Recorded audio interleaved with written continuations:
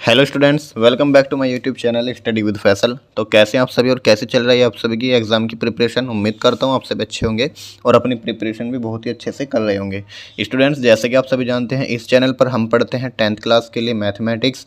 तो इस पर हम पढ़ रहे थे आपका चैप्टर नंबर 3, जिसमें दो चर वाले रैखिक समीकरण का हमने एक लेक्चर कंप्लीट कर लिया है, जिसमें हमने आपको प्रतिस्थापन और विलोपन विधि से समीकरणों को सोल्व करना सिखाया है।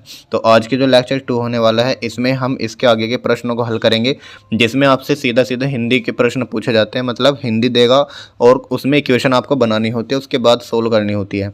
और वे क्वेश्चन मोस्ट इंपोर्टेंट क्वेश्चन है बोर्ड की दृष्टि से, क्योंकि उससे लघु क्वेश्चन भी बनता है और लॉन्ग क्वेश्चन भी बनता है और ऑब्जेक्टिव भी बनता है। तो इसलिए इस लेक्चर को बिल्कुल भी स्किप ना करें और बिल्कुल शुरुआत से लेकर के लास्ट तक बने रहेंगे और अपनी कॉपी पेन लेकर बैठ जाएंगे। मेरे साथ साथ क्वेश्चनों को सोल्व करेंगे और नोट करेंगे। तो चलिए वीडियो को स्टार्ट करते हैं बिना किसी देरी के। तो देखिए स्टूडेंट्स, आपसे जो क्वेश्चन पूछे जाएंगे कुछ इस तरह से क्वेश्चन बनेंगे। आपको हिंदी दे देगा लिख करके कि किसी संख्या का 1/3 भाग 21 के बराबर है, तो वह संख्या होगी। तो आपसे इसमें इक्वेशन नहीं दी है, आपको केवल हिंदी दी है। तो अब आपको खुद इक्वेशन बनानी होगी और इसको सोल्व करना होगा। तो कैसे करेंगे, ध्यान से देखिए। उसने बोला किसी संख्या का 1/3 भाग 21 के बराबर है, तो वह संख्या ज्ञात कीजिए। यानी जो आपसे पूछा है ज्ञात करने के लिए, उसी को हम मान लेते हैं। तो माना वह संख्या बराबर x है। ठीक है, अब प्रश्न के अनुसार जो उसने बोला है उसके अनुसार लिखेंगे प्रश्नानुसार। तो प्रश्नानुसार उसने बोला संख्या का 1/3 भाग, तो संख्या मतलब x, और x का 1/3 का मतलब हो जाएगा x गुना 1/3, और किसके बराबर है, 21 के बराबर है। तो अब यहाँ से आपको इक्वेशन मिल गई। यहाँ से x का मान कितना आ जाएगा, x बराबर 3 की गुना 21 में करेंगे तो 21 या 63 हो जाएगा। यानी वह संख्या कौन सी है, आपकी 63 है। तो ये तो हो गया मेथड, लेकिन आपको ऑब्जेक्टिव सवाल हमेशा ऑप्शन से करने हैं, मेथड से नहीं करने। ध्यान से देखिए, उसने बोला किसी संख्या का 1/3 भाग 21 है, तो ऐसी इनमें से कौन सी संख्या है जिसका 1/3 करने पर 21 प्राप्त होगा। भाई 21 का 1/3 करेंगे तो 7 आएगा। हम आना चाहिए कितना, 21 आना चाहिए, तो ये तो नहीं हो सकता। 42 का 1/3 करेंगे कितना आ जाएगा, 14 आ जाएगा। 21 आना चाहिए, ये भी नहीं हो सकता। 63 का 1/3 करेंगे कितना आ जाएगा, 3 दूनी 6, 3 एकम 3, तो 21 यहीं प्राप्त हो रहा है। तो राइट आंसर हमारा सी हो जाता। ठीक है, तो आपको इतना टाइम नहीं है कि आप मेथड से करेंगे, आप डायरेक्ट क्या करेंगे, ऑप्शन से सवालों को हल करेंगे। तो ठीक है, नेक्स्ट क्वेश्चन की ओर बढ़ेंगे, नोट कीजिए इसका। देखिए स्टूडेंट्स, नेक्स्ट क्वेश्चन आपके सामने, क्वेश्चन नंबर 2। इसने बोला है दो संख्याओं का योगफल 24 है और उनमें एक संख्या दूसरी की दुगनी है, तो संख्याएं क्रमशः होंगी। ठीक है, 2023 का सवाल है और 4 ऑप्शन दिए गए हैं। तो अब आपको ऑप्शन से करना है, तो कैसे करेंगे। उसने बोला दो संख्याओं का योगफल 24 है। ठीक है, अब ऑप्शन में संख्याएं दी गई हैं, तो इन दोनों को जोड़ करके देख लो, जिसका भी योग 24 बैठ गया वही हमारा आंसर हो जाएगा। तो 16 और 8 कितने होते हैं, 24। तो एक तो 24 यहाँ बैठ रहा है। 12 और 6 18 होते हैं, तो ये नहीं होगा। 18 और 9 27 होते हैं, ये नहीं होगा। 14 और 7 कितने होते हैं, 21, ये नहीं होगा। तो राइट आंसर केवल और केवल हमारा क्या बनेगा, ए बनेगा। ठीक है, तो जिसमें भी 24 बैठ जाएगा हमारा वो आंसर बनेगा। मान लीजिए यहाँ पर एक और आ जाता कि 12,12 ऐसे आ जाता। अब इन दोनों का योग भी क्या है, 24 है। तब आपको अगली कंडीशन भी सेटिस्फाई करा के देखनी है कि अगली कंडीशन बोला है कि एक संख्या दूसरे की दुगनी है, यानी एक दूसरे की डबल है। तो अगर 16 को देखेंगे तो ये 8 का डबल है या नहीं है, तो यही हमारा दोनों कंडीशन सेटिस्फाई कर रहा है। इसका मतलब ऑप्शन नंबर ए हमारा राइट आंसर बन जाएगा। तो ऑप्शन वाले सवालों को आपको मेथड से नहीं करना, बिल्कुल भी बाय ऑप्शन करेंगे। ठीक है, तो चलिए नेक्स्ट क्वेश्चन की ओर बढ़ेंगे, नोट कीजिए जिसको। देखिए स्टूडेंट्स, नेक्स्ट क्वेश्चन आपके सामने, क्वेश्चन नंबर 3। दो संख्याओं के योगफल और अंतर क्रमशः 8 और 2 हैं, तो संख्याएं ज्ञात कीजिए, संख्याएं होंगी। तो सवाल ने अब की बार क्या दिया है, हमें योगफल और अंतर दिया है। तो योग कितना है दोनों संख्याओं का, 8 आना चाहिए, और अंतर कितना आना चाहिए, 2 आना चाहिए। तो अब ऐसी दो संख्याएं देख लीजिए जिनका योग तो 8 हो और अंतर कितना हो, 2 हो। तो इन दोनों का योग देखिए, यहाँ पर योगफल करेंगे तो दोनों को जोड़ करके 8 बैठ रहा है, लेकिन अगर इनको आपस में घटाएंगे तो 4 बैठ रहा है, लेकिन हमें घटाने पर 2 आना चाहिए, तो ये तो नहीं होगा। अब 5 और 3 योग करके देखेंगे तो 8 आएगा, और इनको आपस में घटा के देखेंगे तो 2 आएगा। तो यही हमारा राइट आंसर बन जाएगा, क्योंकि सवाल ने बोला है योगफल तो 8 आना चाहिए और अंतर 2 आना चाहिए। तो ऑप्शन नंबर हमारा 20 में करेक्ट हो जाएगा। ठीक है, तो इस प्रकार से हम बहुविकल्पों को सोल्व करेंगे। अब बढ़ते हैं इसमें अतिलघु टाइप के क्वेश्चनों की ओर। अतिलघु आपके किस किस टाइप से पूछे जा सकते हैं, नोट कीजिए इसको जल्दी से। देखिए स्टूडेंट्स, अब आपके स्टार्ट हो जाते हैं यहाँ से अति लघु टाइप के क्वेश्चन जो आपसे 2 नंबर में पूछे जाते हैं। तो पहला क्वेश्चन है इसमें, यदि दो संख्याओं का अंतर 26 है तथा एक संख्या दूसरी संख्या की 3 गुनी है तो संख्याएं ज्ञात कीजिए। और ये मोस्ट इंपोर्टेंट सवाल है क्योंकि बोर्ड में लगातार आ रहा है। यहाँ से देखिए 2020 में आया, फिर 22 में आया और फिर 24 में आया, तो इसलिए इंपॉर्टेंट क्वेश्चन है, ध्यान से देखना है कैसे करेंगे। तो जो आपसे पहले उसने पूछा है, क्या पूछा उसने आपसे, दोनों संख्याएं पूछी हैं, तो दोनों संख्याओं को अलग अलग मान लेंगे कि पहली संख्या x हो जाएगी और दूसरी संख्या y हो जाएगी। तो लिखेंगे माना एक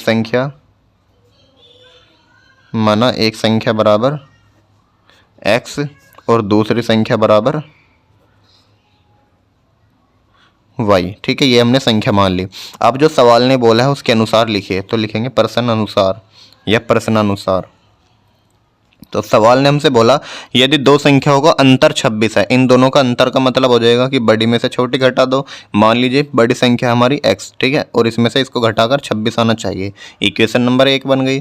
तथा आगे क्या बोला है, आगे बोला एक संख्या दूसरी संख्या की 3 गुनी है, तो बड़ी संख्या ही तो होगी छोटी संख्या की 3 गुनी, और बड़ी क्या हमने मानी है, x मानी है, तो यानी x जो है वो y की 3 गुनी होगी, है ना। ये समीकरण नंबर 2 बन गई।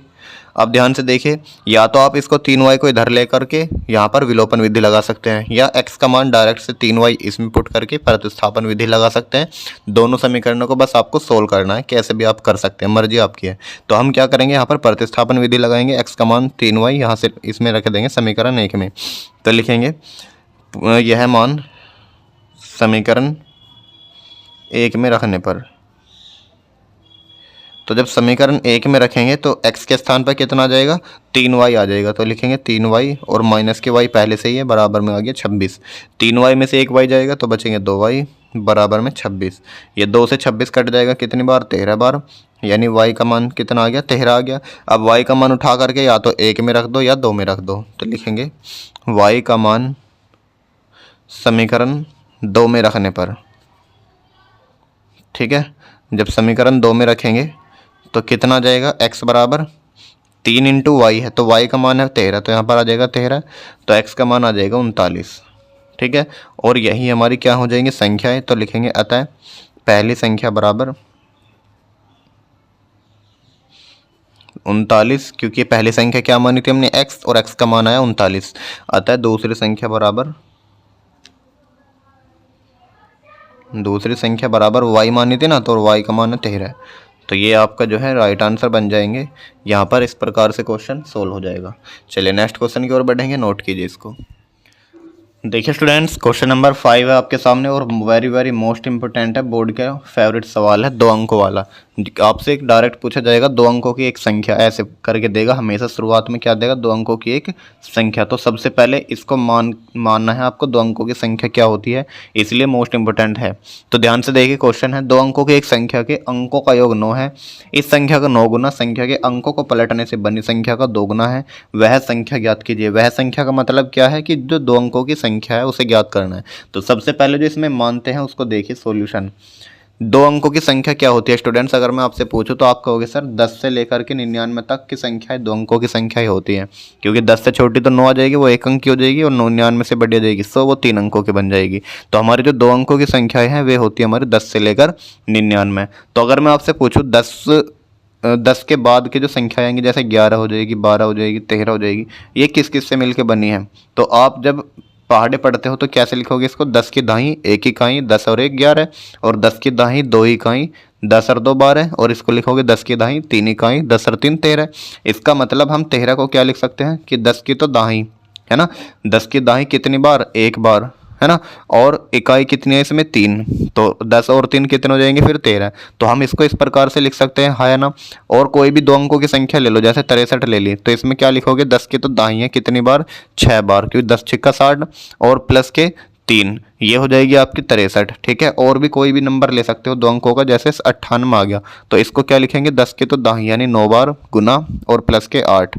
तो जो लास्ट वाला अंक होता है ये हमेशा इकाई का अंक होता है, और जो शुरुआत वाला होता है दाई का अंक होता है। तो अब मुझे 2 अंकों की एक संख्या माननी है, तो मैं कैसे मानूंगा, तो सबसे पहले इसमें देखिए, ये तो 10 10 10 सभी में फिक्स आ रहा है, नहीं आ रहा है, तो और चेंज कहाँ पर आ रहा है, या तो इकाई का अंक चेंज होगा या दाई का अंक होगा, या इकाई का अंक चेंज होगा या दाई का अंक होगा, बाकी में 10 तो फिक्स है ही। तो लिखेंगे माना दहाई का अंक, शुरुआत में क्या मानेंगे, हमेशा दहाई का अंक माना, दहाई का अंक बराबर आ जाएगा x, और इकाई का अंक क्या मान लेंगे y, इकाई का अंक बराबर में y। अब संख्या क्या हो जाएगी, अतः संख्या बराबर, संख्या क्या हो जाएगी, ध्यान से देखेंगे, दहाई हमेशा कहाँ पर आती है, 10 की गुना में। यहाँ पर दहाई का अंक कितना है, 1, तो 10 की गुना में कितना आ रहा है, 1। यहाँ पर दहाई का अंक है 6 और 10 की गुना में भी आ रहा है 6। यहाँ पर दहाई का अंक है 9 और 10 की गुना में कौन आ रहा है, 9। अब यहाँ पर दहाई का अंक कितना है, x, तो 10 की गुना में कौन आएगा, x आएगा, तो 10x, और प्लस के इकाई का अंक लिखेंगे लास्ट में, हमेशा इकाई का अंक लिख रहे हैं, यहाँ पर भी यहाँ पर भी, तो इकाई का अंक यहाँ पर y। तो हमारी जो दो अंकों की संख्या बनेगी, हमेशा क्या लिखोगे, 10x प्लस के y। तो ये 3 लाइन पहले आपको लिखनी पड़ेंगी, इसके बिना आप सवाल को टच भी नहीं कर सकते। तो पहले हमने क्या माना, दाहिने का अंक x, फिर माना इकाई का अंक y, और फिर संख्या क्या बन गई, 10x प्लस y। अब लिखेंगे प्रश्न के अनुसार, यानी प्रश्नानुसार। अब प्रश्नानुसार उसने क्या बोला है, दो अंकों की एक संख्या के अंकों का योग, अंकों का योग का मतलब इसमें कौन कौन से अंक हैं, एक तो इकाई का अंक है, एक दाई का अंक है, तो इन दोनों का ही योग क्या हो जाएगा, 9 के बराबर, यानी x प्लस के y बराबर 9, समीकरण नंबर 1 मान लो इसको। फिर उसने बोला आगे, इस संख्या का 9 गुना, किस संख्या का 9 गुना, इस संख्या का, ये जो संख्या हमारे पास ये, इस संख्या का 9 गुना लिखेंगे, तथा 9 गुना का मतलब 9 गुना कर देंगे बाहर और संख्या लिखेंगे ये, तो इस संख्या का 9 गुना संख्या के अंकों को पलटने से बनी संख्या। तो इसके अगर मैं अंक पलट दूं, इसका मतलब हो जाएगा y के स्थान पे x और x के स्थान पे y। मैं कहने लगूँ 63 के अंक पलटने से बनी संख्या क्या उनसी बनेगी, आप कहोगे सर 36, कि हमने इसको पलट दी, ऐसे ही 24 को पलटेंगे तो कितनी बनेगी, 42, है ना। इसका मतलब क्या हो रहा है कि जो इकाई का अंक था वो तो बन गया दहाई, और जो दहाई का अंक था वो बन गया इकाई। ऐसे ही यहाँ पर जो इकाई का अंक था वो तो बन गया दहाई, और जो दहाई का अंक था वो बन गया इकाई। तो इसी प्रकार से दहाई का अंक क्या बन जाएगा, इकाई, यानी x के स्थान पे तो आ जाएगा y, और y के स्थान पे क्या आ जाएगा x। तो जो दो अंकों की नई संख्या बनेगी, अंकों को पलटने से वो बनेगी 10y प्लस के x। तो यहाँ पर लिखेंगे इस संख्या का 9 गुना, यानी पहली संख्या क्या हमारी 10x प्लस y का 9 गुना संख्या के अंकों को पलटने से बनी संख्या। तो उस अंकों को पलटने से बनी संख्या ये हो गई, इसका 2 गुना है, तो यहाँ पर लिखेंगे 2 गुना। बस सिंपल से अब गुना कर देनी है 9 के अंदर, 9 दाई 90x, और प्लस के 9 एकम 9y। अब 2 की 10 में गुना करेंगे 20y, और प्लस के 2 एकम 2x। अब x और y को एक साथ ले जाएंगे, तो 2x को जब इधर लाएंगे तो 90 में से 2x घट के कितने बचेंगे, 88x। और 20y को जब इधर लाएंगे तो 20y माइनस के 20 हो जाएगा इधर आके, और 9 में से जब माइनस 20 जाएंगे तो माइनस के 11 बचेंगे, हाँ है ना। अब ध्यान से देखिए, यहाँ से 11 कॉमन आ रहा है, तो 11 कॉमन लेकर के काट देना है 8x, और माइनस के y बराबर 0, समीकरण नंबर 2। अब हमारे पास दो समीकरण है, x प्लस वाई बराबर 9 और 8x माइनस वाई बराबर 0। इस टाइप के समीकरण आपने कल हल करी थी विलोपन विधि से या प्रतिस्थापन विधि से, तो अब बस इनको आगे हल करना है और कुछ नहीं। तो इसमें क्या करेंगे, विलोपन विधि लगा देंगे, क्योंकि y का गुणांक बराबर है और चिन्ह अपोजिट है, तो क्या करेंगे, दोनों समीकरणों को जोड़ देंगे। तो समीकरण 1 व समीकरण 2 को जोड़ने पर, समीकरण 1 व समीकरण 2 को जोड़ने पर, तो जब इन दोनों को समीकरणों को जोड़ेंगे तो यहाँ पर ऊपर वाले लिखेंगे समीकरण 1 और नीचे लिखेंगे समीकरण 2, ठीक है। इनको जोड़ेंगे तो x और 8x कितने हो जाएंगे, 9x, ये प्लस वाई ये माइनस वाई खत्म हो जाएगा, 9 और 0 जोड़ करके 9 हो जाएगा, 9 से 9 खत्म, तो x का मान आ जाएगा 1, ठीक है।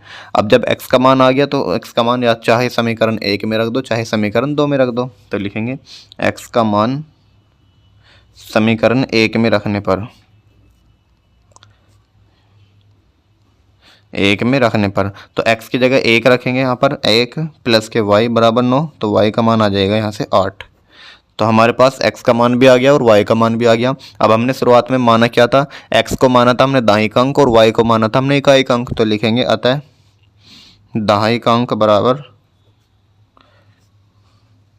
x और x का मान है 1, और इकाई का अंक बराबर, और इकाई का अंक था y और y का मान है 8, और संख्या क्या हो जाएगी, अतः संख्या थी हमारी 10x प्लस के y, और यहाँ पर x की वैल्यू रखेंगे तो 1 और y की वैल्यू रखेंगे तो 8, और 10 और 1 10 एकम 10 प्लस के 8 और 10 और 8 18। तो ये जो 18 आई है यही है हमारी 2 अंकों की वह संख्या जिसके अंकों का योग तो 9 है। देख लीजिए 8 और 1 9, और इनको अंकों को पलटने पर जो बनी संख्या है, अंकों को पलटने पर कौन सी बनी संख्या, 18 को जब पलटेंगे तो 81 बनेगी। 81 जो है ये 18 का 9 गुना करो, 18 निम्मा 172 162 होता है ना, होता है, और इसका दुगुना करो, और 2 एकम 2 2 अट्ठे 16। तो दोनों बराबर आ रहे नहीं आ रहे हैं, तो दोनों हमारी जो है कंडीशन को सेटिस्फाई भी कर रहा है। तो अगर आपको अपना बोर्ड एग्जाम में उत्तर चेक करना हो कि हमारी जो संख्या आई है वो सही आई है या गलत आई है, तो आप क्या करेंगे, जो आपने क्या माना था, जो इसकी कंडीशन है उसमें सेटिस्फाई करा के देख लीजिए, क्योंकि संख्या ने बोला है अंकों का योग तो 9 आना चाहिए। अब हमारी संख्या जैसे 18 आई है, तो 18 में अंकों का योग 9 आ रहा है या नहीं आ रहा, तो आप कहोगे सर 18 में 8 और 1 को जोड़ेंगे तो 9 आ रहा है, बिल्कुल आ रहा है। अब अगली कंडीशन भी सेटिस्फाई करा लो कि इस संख्या का 9 गुना किसका, यानी 18 का 9 गुना, 18 का 9 गुना होता है 162। अब संख्या के अंकों को पलटने से बनी संख्या का दुगुना है, तो संख्या के अंकों को जब पलटेंगे तो इसको पलटने से बनी संख्या 81, और 81 का दुगुना होगा 162। तो दोनों बराबर आ रहे हैं, इसका मतलब हमारा जो उत्तर आया है बिल्कुल 100% सही उत्तर आया है।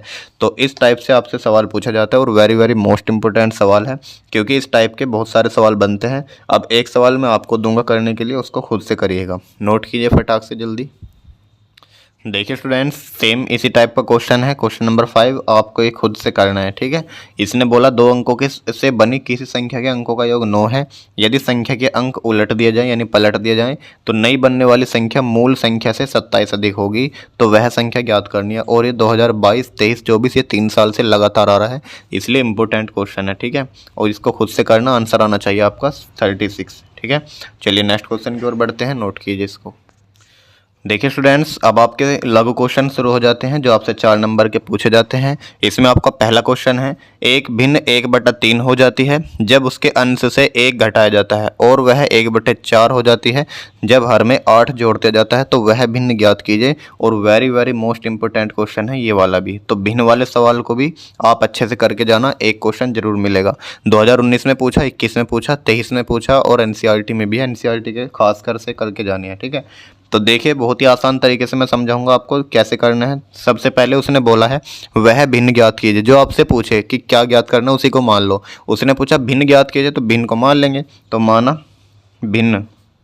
भिन्न क्या होती है, अंश बटे हर की फॉर्म में होती है, और अंश को मान लेंगे x और हर को मान लेंगे y, तो हमने भिन्न मान लिया x बटे y। अब लिखेंगे प्रश्नानुसार, मानने के बाद क्या लिखते हैं, प्रश्नानुसार। अब प्रश्न के अनुसार पढ़ेंगे। उसने बोला वह भिन्न 1/3 हो जाती है, तो 1/3 बराबर में लिखो जब उसके अंश से 1 घटाया जाता है। अंश क्या होता है, इसमें ऊपर वाला अंश होता है और हर क्या होता है, नीचे वाला, ठीक है, ये तो आपको पता ही होगा। अब अंश से 1 घटा दो, यानी x में से 1 घटा दो बस। हर की तो बात उसने करी नहीं, तो हर को एज इट इज रखेंगे। तो इसको थोड़ा सा सोल्व करके लिखेंगे, 3 की गुणा करें 3x - 3 बराबर में आ जाएगा y, ठीक है। 3 को इधर ले जाओ, y को इधर ले आएंगे, तो 3x - के y बराबर में 3, समीकरण नंबर 1 बन गई। अब आगे पढ़ो, और वह 1/4 हो जाती है, तथा लिखेंगे 1/4 बराबर में लिखो 1/4 हो जाती है जब हर में 8 जोड़ दे देंगे। तो अब की बार हर में 8 जोड़ना है, यानी y में 8 जोड़ना है, तो y प्लस के 8 करेंगे और ऊपर वाले को एज इट इज लिखेंगे, ठीक है। जैसे जैसे क्वेश्चन आपसे बोले आप ऐसे ऐसे ही लिखते चले जाओ, अपने आप क्वेश्चन होता चला जाएगा। गुना करेंगे 4 की गुना 4x, और इधर लिखेंगे y प्लस के 8। अब y को एक तरफ लिखेंगे 4x - y बराबर में 8, समीकरण नंबर 2। अब आपके पास 2 समीकरणें हैं, इनको हल करनी है, तो कौन सी विधि से करेंगे, विलोपन या प्रतिस्थापन। आप देखेंगे y का गुणांक और ये इधर y का गुणांक बराबर है, तो जब गुणांक बराबर होते हैं तो हमेशा विलोपन विधि लगती है। तो यहाँ पर दोनों समीकरणों के चिन्ह समान है, इसलिए क्या करेंगे, घटाएंगे। तो लिखेंगे समीकरण 1 माइनस समीकरण 2, ठीक है। इसको घटाओ, तो ऊपर वाली पहले लिखो 3x - y बराबर 3 और 4x - y बराबर 8। जब घटाते हैं तो चिन्ह सब पलट देंगे, ये प्लस का तो माइनस हो गया, ये माइनस का तो प्लस हो जाएगा, और ये माइनस का हो जाएगा। 3x में से 4x जाएंगे, माइनस के 1x बचेगा, ये माइनस के y, ये प्लस के y खत्म। 3 में से जब 8 जाएंगे तो माइनस के 5 बचेगा, माइनस से माइनस खत्म, तो x का मान आ गया 5। अब x का मान आ गया तो y का भी आ ही जाएगा। x का मान रख दो या तो 1 में या 2 में, तो लिखेंगे x का मान समीकरण 1 में रखने पर। तो जब समीकरण 1 में रखेंगे तो 3 गुना x है, यहाँ पर 3 गुना x के स्थान पर आ जाएगा 5, माइनस के वाई बराबर 3, तो 3 पंजे 15 माइनस के वाई बराबर 3। इस 15 को इधर ले जाएंगे तो कितना आ जाएगा, माइनस के वाई बराबर 3 माइनस 15 और कितना बचेगा माइनस के 12। तो वाई का मान आ जाएगा, माइनस से माइनस खत्म 12। तो एक्स का मान भी आ गया आपका, वाई का मान भी आ गया। तो अतः भिन्न क्या हो जाएगी आपकी, अतः अभीष्ट भिन्न, अभीष्ट भिन्न। तो भिन्न मानी थी हमने x बटे वाई, तो ऊपर तो x का मान रख दो, x का मान आया 5 और नीचे रख दो y का मान यानी 12। ठीक है, अब ये आपका आंसर बन जाएगा। अब मान लो आपको अपना आंसर चेक करना है बोर्ड एग्जाम में कि हमारा सही आया या गलत आया। तो अब जो जो सवाल ने बोला ऐसे ही करते चले जाओ कि वह भिन्न 1/3 हो जाती है कब, जब उसके अंश में से 1 घटाया जाता है। अगर मैं इसके अंश में से 1 घटा दूं कि 5 में से 1 घटा दूं 4/12, तो इसका मतलब 1/3 हो जाएगी, नहीं हो जाएगी, बिल्कुल हो रही है। अब आगे पढ़ो, और वह 1/4 हो जाती है जब हर में 8 जोड़ दिया जाता है। अब की बार हर में 8 जोड़ दो तो कितना आ जाएगा, ये 5/20, और 20 को जब 5 से काटेंगे 1/4 हो जाएगी, नहीं हो जाएगी, बिल्कुल हो जाएगी। तो हमारा जो आंसर आया बिल्कुल 100% सही आया है। फिर अपने आप को संतुष्टि मिल जाती है कि हाँ हमारा सवाल सही है। तो इस प्रकार से हम अपने उत्तर की जांच भी कर सकते हैं। अब एक क्वेश्चन मैं आपको देता हूँ इसी टाइप का, आपको खुद से कर लेना। ठीक है, चलिए नेक्स्ट क्वेश्चन की ओर बढ़ेंगे। इंपॉर्टेंट क्वेश्चन है, इसको अच्छे से कर लेना। देखिए स्टूडेंट्स, नेक्स्ट क्वेश्चन है क्वेश्चन नंबर 7। ये आपको खुद से करना है। ठीक है, सेम इसी टाइप का क्वेश्चन है जैसे अभी कराया। एक भिन्न 1/3 हो जाती है जब उसके अंश में 1 जोड़ दिया जाता है, और वह 1/4 हो जाती है जब उसके हर में से 1 घटा दिया जाता है, और वह भिन्न ज्ञात करनी है, और आंसर आना चाहिए आपका 2/9। और देख सकते हैं पिछले 2 साल से लगातार पूछा जा रहा है। चलिए नेक्स्ट क्वेश्चन की ओर बढ़ते हैं, नोट कीजिए इसको। देखिए स्टूडेंट्स, नेक्स्ट क्वेश्चन आपके सामने क्वेश्चन नंबर 8। यदि 4 कुर्सियों तथा 7 मेजों का मूल्य 360 रुपये है और 6 कुर्सियों तथा 10 मेजों का मूल्य 520 रुपये है, तो एक कुर्सी और एक मेज का मूल्य अलग अलग ज्ञात कीजिए। और ये 2024 में आपसे पूछा गया है। देखिए कैसे करते हैं इस टाइप के सवाल को।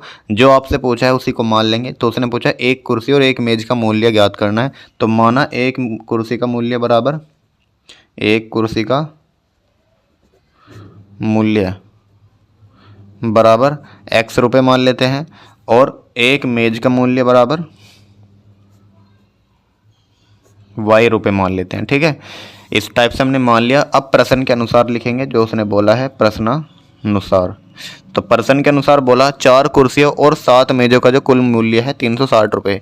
अगर एक कुर्सी का मूल्य x रुपये है तो 4 कुर्सी का मूल्य कितना होगा, तो गुना हो जाएगी इनकी, तो 4x हो जाएगा, नहीं हो जाएगा, प्लस और का मतलब तथा प्लस कर देंगे 7 मेजों का मूल्य। अगर एक मेज का मूल्य y रुपये है तो 7 मेजों का कितना हो जाएगा 7y, और कुल मिलाकर के टोटल मूल्य है 360 रुपये। तो इक्वेशन नंबर 1 बन गई।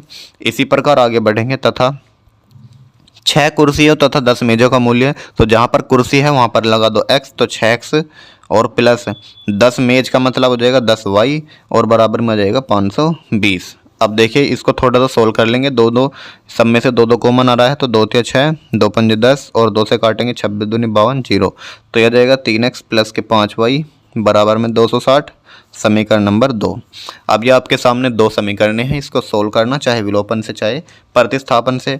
तो अब इसमें कौन सी मेथड लगाएं, विलोपन लगा लीजिए। पहले इस x का गुणांक बराबर कर लो।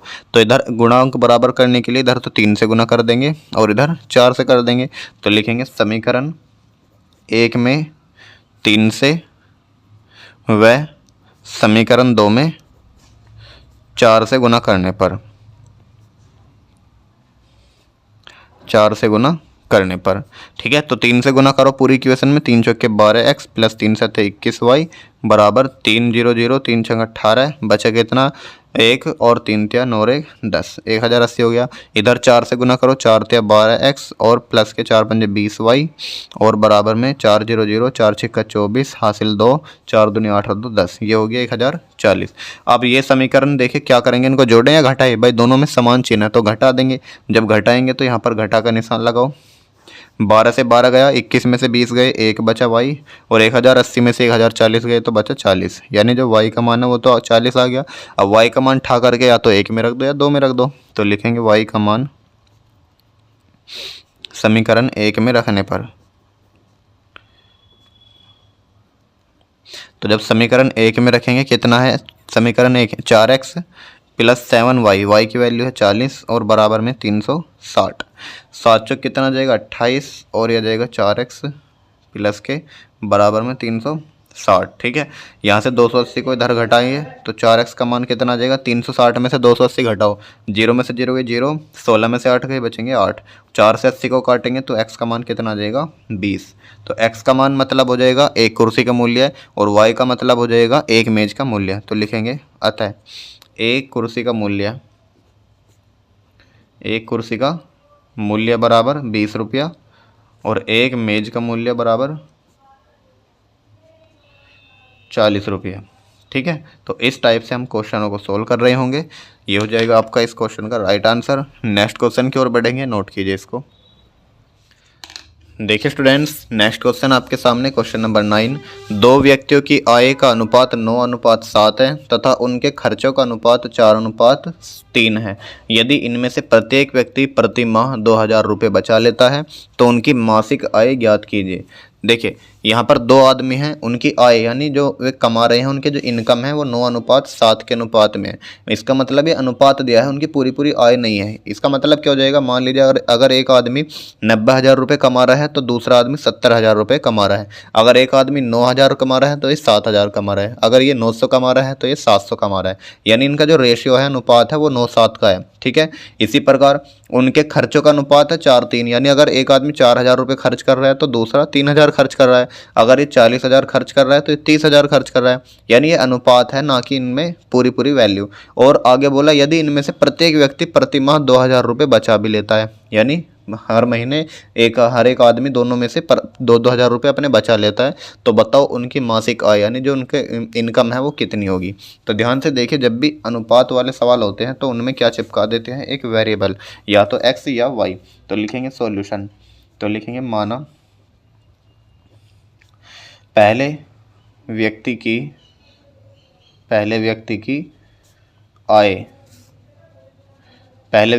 आय जो हो जाएगी, पहला व्यक्ति मतलब 9 और 9 के साथ चिपका देंगे हम x को, और जो दूसरे व्यक्ति की आय हो जाएगी, दूसरे व्यक्ति की आय तो ये भी कितनी आ जाएगी आपकी 7 के साथ x चिपका देंगे। ठीक है, अब आगे उसने खर्च दिए हैं तो लिखेंगे पहले व्यक्ति का खर्च, तो खर्च के साथ दूसरा वेरिएबल चिपका दो भाई, 4 के साथ y चिपका दो। उसके बाद दूसरे व्यक्ति का खर्च आ जाएगा, दूसरे व्यक्ति का खर्च, तो इसमें आ जाएगा 3 के साथ y लगा देंगे। ठीक है, अब उनमें से प्रश्न अनुसार लिखेंगे, प्रश्न अनुसार उनमें से प्रत्येक व्यक्ति प्रति माह 2,000 रुपये बचा लेता है। भाई अगर एक आदमी 40,000 रुपये कमा रहा है, ठीक है, ध्यान से समझना, और वो 2,000 रुपये बचा लेता है हर महीने, तो बताओ उसने कितना खर्च करा। भाई 40,000 रुपये उसकी इनकम है और ये जो 2,000 रुपये उसकी बचत है, महीने में उसने 2,000 बचा लिए, तो बताओ खर्च कितना करा। तो आप कहोगे सर इनकम में से बचत को घटा दो तो जो भी आ जाएगा हमारा खर्च आ जाएगा, यानी 38,000 रुपये। तो इसका मतलब जो खर्च का सूत्र आया, या इन आय माइनस बचत बराबर किसके आ जाएगा, खर्च के आ जाएगा, नहीं आ जाएगा, हाँ है ना। अब उस जो बचत आएगी वो किसके बराबर आ जाएगी, आय माइनस खर्च के, आय माइनस खर्च बराबर आ जाएगी आपकी बचत, है ना। तो सवाल के अनुसार जो बचत है हर आदमी की 2,000 रुपये बचा रहा है, तो लिखेंगे 2,000 रुपये बराबर, ये पहले आदमी बचा रहा है तो पहला आदमी अपने आय कितनी है उसकी 9x आय है, और खर्च कितना कर रहा है 4y खर्च कर रहा है। तो 9x में से अगर वो 4y खर्च कर रहा है तो 2,000 रुपये बचा रहा है, हाँ या ना।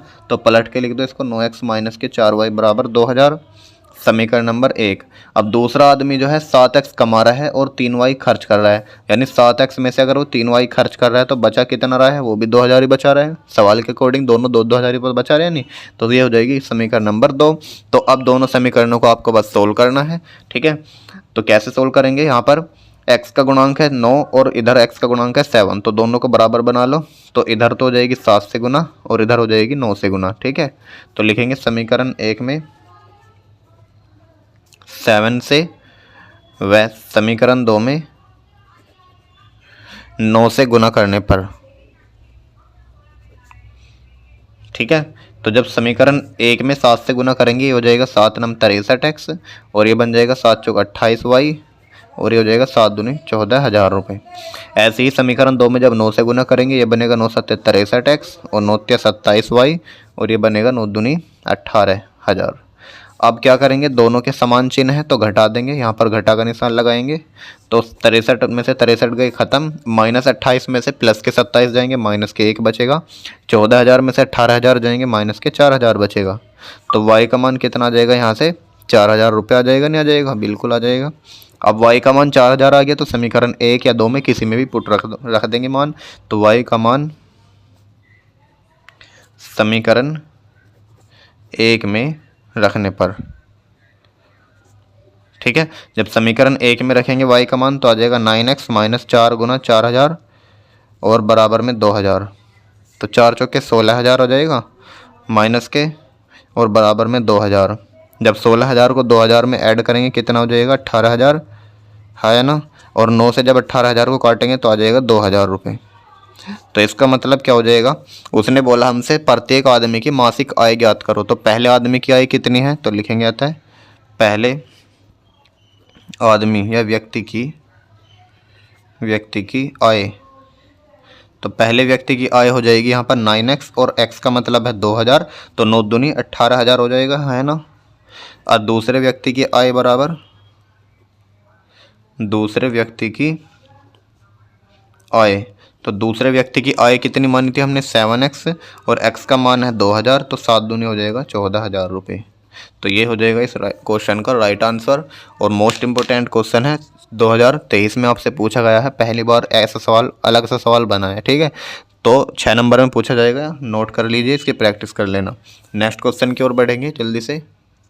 देखिए स्टूडेंट्स, नेक्स्ट क्वेश्चन है पिता पुत्र की उम्र वाला सवाल, और ये भी इंपॉर्टेंट सवाल है, बोर्ड एग्जाम में जरूर पूछा जाता है, ठीक है। तो इस टाइप के सवाल कैसे करते हैं जिसमें हमसे उम्र निकलवाता है। तो सवाल ने बोला है पिता की उम्र पुत्र की उम्र की 7 गुनी है, ठीक है। 2 वर्ष पहले पिता की उम्र पुत्र की उम्र की 13 गुनी थी, दोनों की वर्तमान उम्र क्या है। तो इस टाइप के सवालों को कैसे करना है ध्यान से समझिए। जो सवाल ने हमसे पूछा है, क्या पूछा है, दोनों की वर्तमान उम्र। दोनों कौन कौन है, एक तो इसमें पिता है और एक उसका पुत्र है, तो दोनों की अलग अलग उम्र मान लेते हैं। तो माना पिता की वर्तमान आयु, पिता की वर्तमान आयु बराबर आ जाएगी x वर्ष, और माना पुत्र की वर्तमान आयु, पुत्र की वर्तमान आयु बराबर आ जाएगी हमें y वर्ष, ठीक है। अब लिखेंगे प्रश्नानुसार। प्रश्न के अनुसार क्या है, तो प्रश्न के अनुसार है जो पिता की उम्र है वो पुत्र की उम्र की 7 गुनी है, यानी अगर पुत्र y वर्ष का है तो पिता हो जाएगा इसका 7 गुने का, यानी x का मान आ जाएगा 7y, ठीक है। तो x बराबर 7y आ गया, समीकरण नंबर 1 मान लो। आगे 2 वर्ष पहले पिता की उम्र, 2 वर्ष पहले का मतलब पिता की उम्र में से 2 घटा दो। तो अगर आज पिता x साल का है तो 2 वर्ष पहले कितना हो जाएगा, x माइनस 2 साल का। तो 2 वर्ष पहले पिता की उम्र यानी x माइनस 2।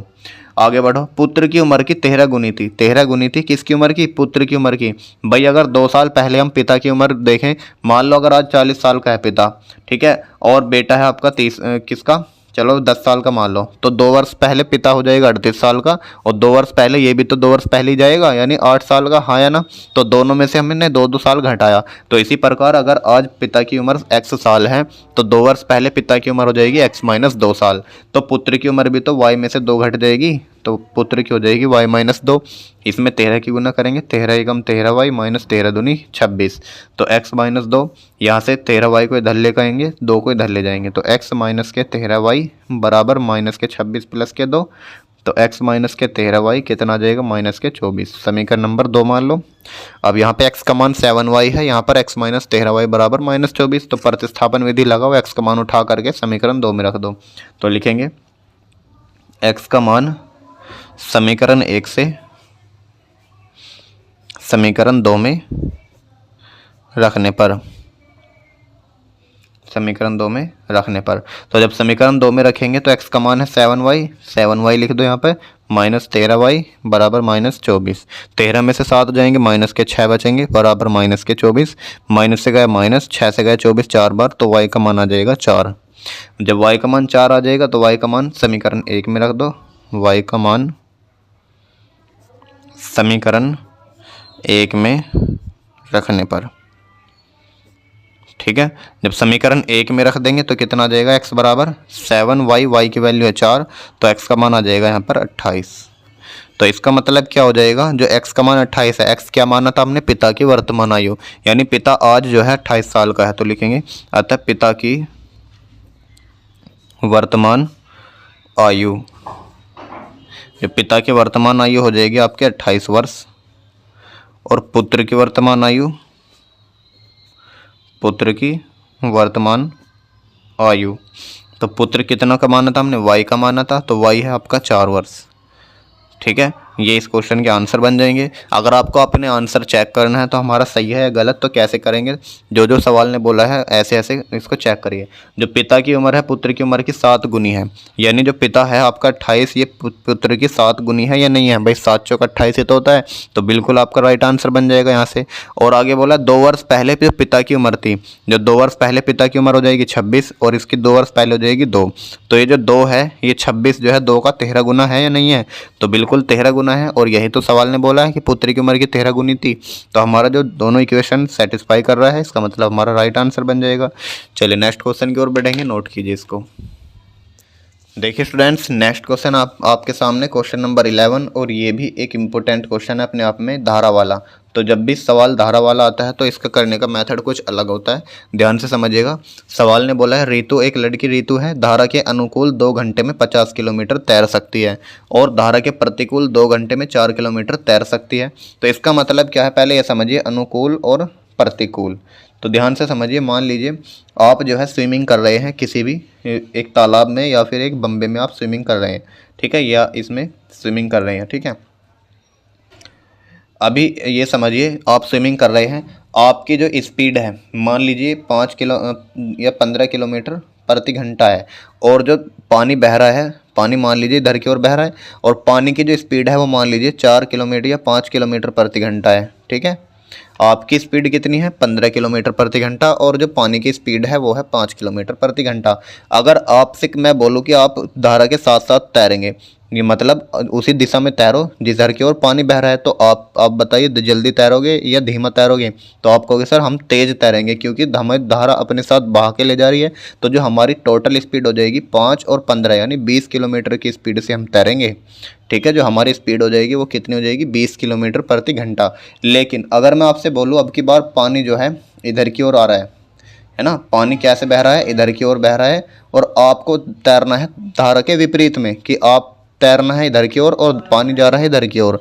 मान लीजिए पानी की स्पीड 5 किलोमीटर और आपकी स्पीड 15 किलोमीटर, स्पीड वही है, बस अपने डायरेक्शन बदल दी, कि मैं आपसे बोल रहा हूँ कि धारा के प्रतिकूल तैरे यानी अपोजिट डायरेक्शन में तैरे, तो आप बोलोगे सर हमसे मंदा तैरा जाएगा, नहीं धीमा तैरा जाएगा।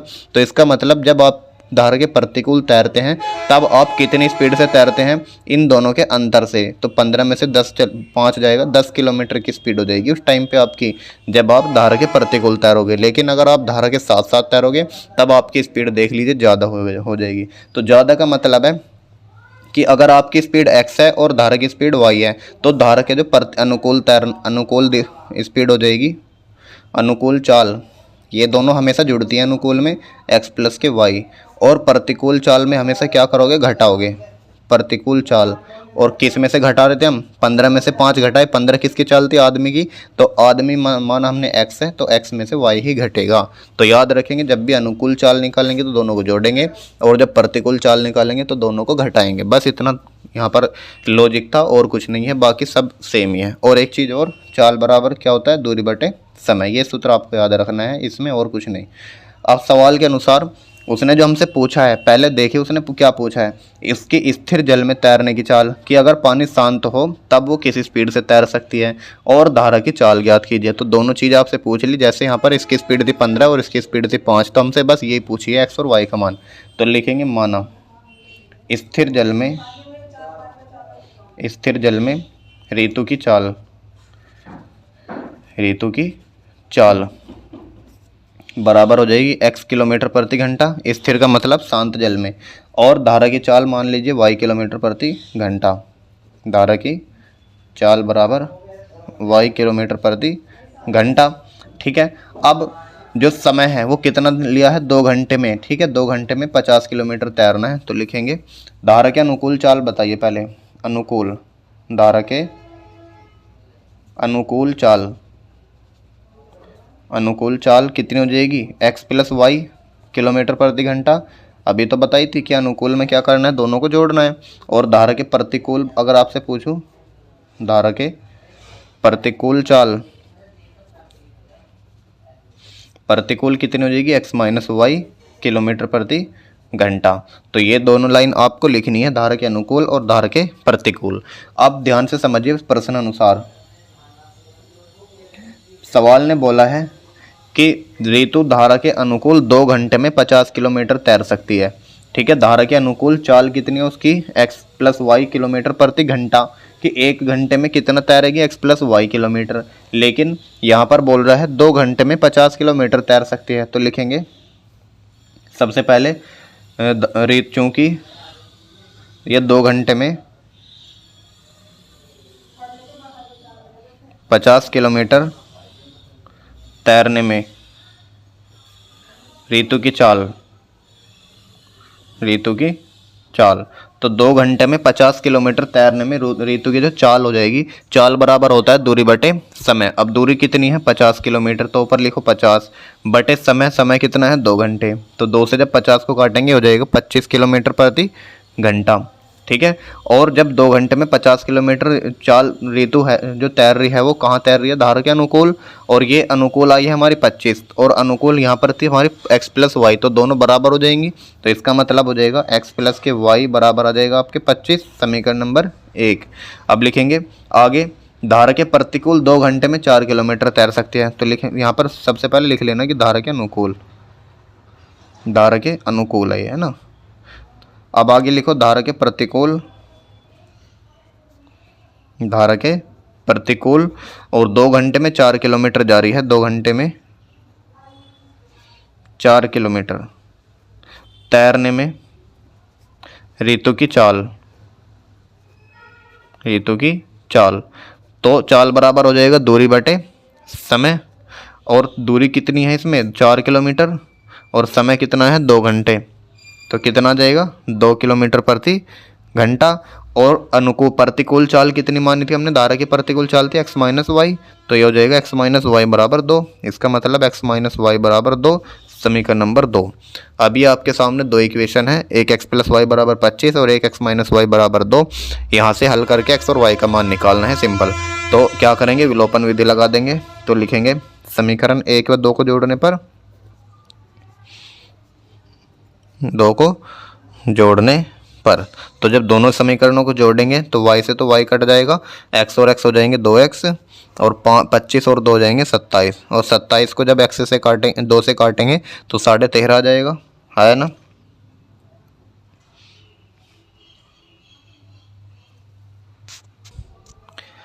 तो x का मान कितना आ गया, 13.5। अब x का मान ठा करके समीकरण 1 या समीकरण 2 में कहीं भी रख दो। तो लिखेंगे x का मान समीकरण 1 में रखने पर, ठीक है। समीकरण 1 में रखेंगे तो x बराबर आ जाएगा 13.5 प्लस के y बराबर में 25, तो y बराबर आ जाएगा 25 माइनस 13.5। तो 25 में से 13.5 घटाओ, कितना आ जाएगा 11.5 आ जाएगा, नहीं आ जाएगा, ठीक है। तो y का मान आ जाएगा यहाँ पे 11.5। तो ये हो जाएगा इस क्वेश्चन का राइट आंसर। और x क्या है हमारा, x था हमारा ऋतु की चाल, और ये है धारा की चाल y। तो लिखेंगे अतः स्थिर जल में,